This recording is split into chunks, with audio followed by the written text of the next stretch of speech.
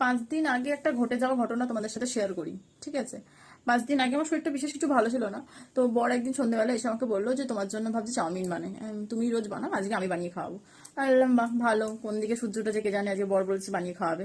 ঠিক আছে, ও গেল রান্নাঘরে।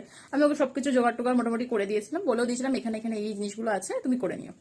তো মোটামুটি আধা ঘন্টার মধ্যে রান্নাটা মানে চাউমিনটা করে এনে দেয়, আর খেতে খুব ভালো হয়েছিল, মোটামুটি ভালো হয়েছিল বরের হাতে বানানো চাউমিন। তো আমাকে বলছে এবার শরীরটা ঠিক লাগছে? আমি বলছি হ্যাঁ, মনে হচ্ছে জ্বরটা আসবে না, জানো তো, তোমার হাতে চাউমিন খেয়ে। তো বললো ঠিক আছে। তো যাই হোক, ও খেয়ে চলে গেল ওর মতো। সন্ধ্যেবেলা ওর কাজ আছে, ও বেরিয়ে গেল।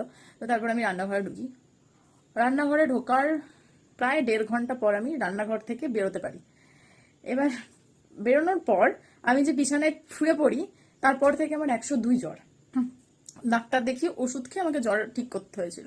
এবার তোমরা হয়তো ভাবছো যে এমন কি ঘটলো যে আমাকে 1.5 ঘন্টা রান্নাঘরে থাকতে হলো, বর বেরিয়ে যাওয়ার পর কি করে আমার জ্বরটা এলো, মানে যে জ্বরটা চলে গেছিল বরের মানে হাতে বানানো খাবার খেয়ে, সেটা আবার কি করে ব্যাক করলো।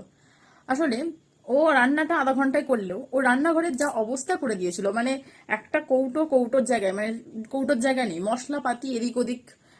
তো চাউমিনের এগ দিয়েছে, ডিমের খোসা এদিক ওদিক পড়ে আছে, সব ঠেকাঠেকি করে রীতিমতো রান্নাঘরটাকে ভাগাড় বানিয়ে দিয়েছিল, যে ভাগাড়টা আমার পরিষ্কার করতে 1.5 ঘন্টা সময় লেগেছিল।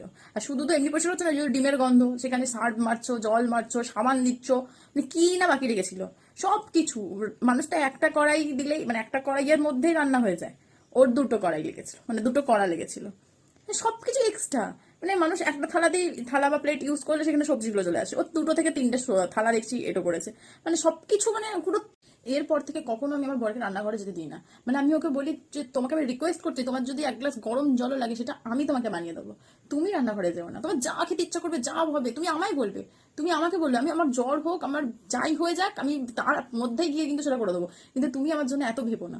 এইসব যারা এইসব আজকের ভিডিওটা তাদের জন্য, যেসব বরেরা বউয়ের টেক কেয়ার করে কিন্তু পরে মানে পরবর্তীকালে বউদেরই কাজ বাড়িয়ে দেয়, তো তাদের উদ্দেশ্যে বলছি, যদি করার হয় না পুরোটা করে দিও, আধা খাপচা করো না, আধা খাপচা করলে পুরোটা কমপ্লিট করতে বউটার হাল বিহাল হয়ে যায়।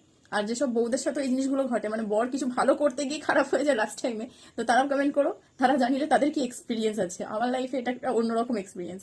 মানে সবকিছু লন্ডভন্ড করে দিয়েছিল, সবকিছু, মানে ওকে আমি না বকতে পারছি, না ভালো কিছু বলতে পারছি, না আমি নেক্সট টাইম ওকে বলছি যে তুমি রান্নাঘরে যাও। আমি বুঝতে পারছি না এটা কি ওর প্ল্যানিং ছিল যে আমাকে, মানে ওকে রান্নাঘরে পাঠিয়ে যেতে, নেক্সট টাইম রান্নাঘরে না পাঠাতে হয়, নাকি ওই রকমই, নাকি ছেলেটাই এরকমই হয়, মানে সিরিয়াসলি।